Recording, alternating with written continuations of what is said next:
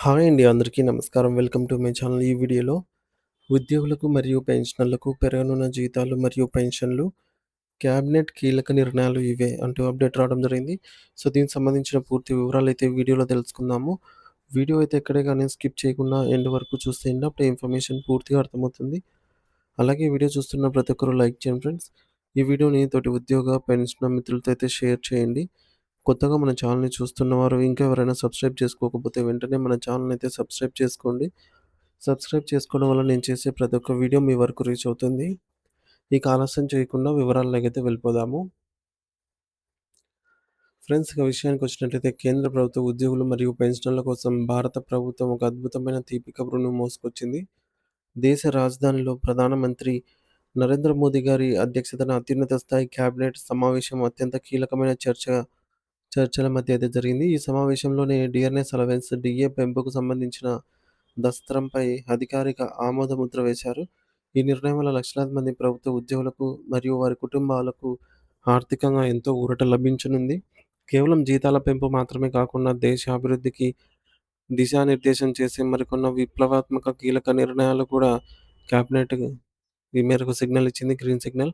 కేంద్ర ప్రభుత్వ ఆధీనంలో పనిచేస్తున్న ఉద్యోగులు మరియు పదవీ విరమణ పొందినటువంటి పెన్షనర్లు గత కొంతకాలంగా ఈ యొక్క డీఏ హైక్ కోసం ఎంతో ఆశగా, ఉత్కంఠతగా ఎదురుచూస్తూ ఉన్నారు. వారి నిరీక్షణకు తెరదించుతూ ప్రభుత్వం ఈ యొక్క స్పష్టతనైతే ఇచ్చింది. మరి క్యాబినెట్ నిర్వహించిన ఈ యొక్క కేంద్ర క్యాబినెట్ నిర్వహించిన ఈ తాజా సమావేశంలో ప్రస్తుత ధరల పెరుగుదలను దృష్టిలో ఉంచుకొని కరువు భత్యం డీఏ మరియు కరువు ఉపశమనం డీఆర్‌లను 2% మేర పెంచుతూ సాహసోపేతమైన నిర్ణయం అయితే తీసుకుంది. దీని అర్థం ఏమిటంటే ఉద్యోగుల ప్రాథమిక వేతనంలో ఈ 2% అదనంగా వచ్చి చేరుతుంది.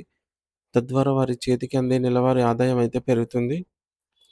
మరి సాధారణంగా ప్రభుత్వం ద్రవ్యోల్బణ పరిస్థితులకు అంటే మార్కెట్‌లో నిత్యావసర వస్తువుల ధరలకు ఎంతవరకు పెరిగాయో అంచనా వేసి దానికి అనుగుణంగా ప్రతి ఏటా జనవరి మరియు జూలై నెలలలో ఈ యొక్క అలవెన్స్‌లను సవరిస్తూ ఉంటుంది. మరి ఈ పెంపును ఎలా లెక్కిస్తారనంటే, లేబర్ బ్యూరో ప్రతి నెల విడుదల చేసే consumer price index CPI, IW గణాంకాల ఆధారంగా శాస్త్రీయంగా అయితే నిర్ణయం తీసుకుంటారు. అంటే సామాన్యుడిపై ధరల భారం పడకుండా ప్రభుత్వం ఈ అదనపు మొత్తాన్ని భరిస్తుందన్నమాట.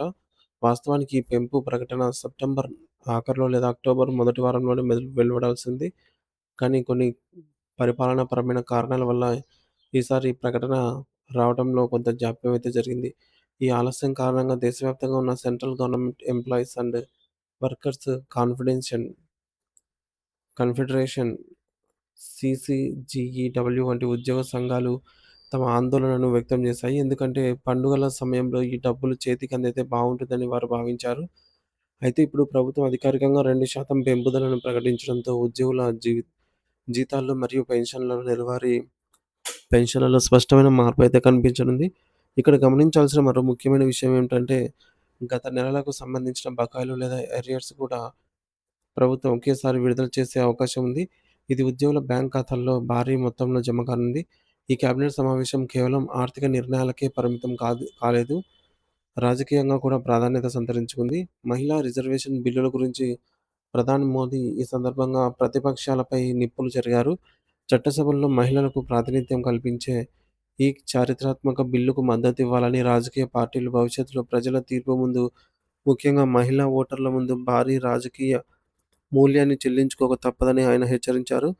ప్రతిపక్షాల వైఖరి మహిళా సాధికారత పట్ల వారికున్నటువంటి వ్యతిరేకతను మరియు సంకుచిత స్వభావాన్ని స్పష్టం చేస్తోంది అని ఆయన విమర్శించారు. ఈ సందేశాన్ని కేవలం నగరాలకే పరిమితం చేయకుండా దేశంలోని ప్రతి గ్రామానికి తీసుకెళ్లాలని తన మంత్రులకు మరియు పార్టీ శ్రేణులకు పిలుపునిచ్చారు.